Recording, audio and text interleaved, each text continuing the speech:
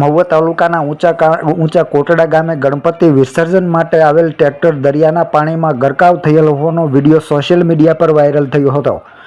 આજે 14 અને પૂનમનો સંયોગ હોય, દરિયામાં ભરતી મોટા પાયે રહેતી હોય છે, ત્યારે આજે ગણેશ વિસર્જન હોય, ઘણા લોકો પોતપોતાના ગણપતિ સમુદ્રમાં વિસર્જન કરવા માટે પણ આવતા હોય છે।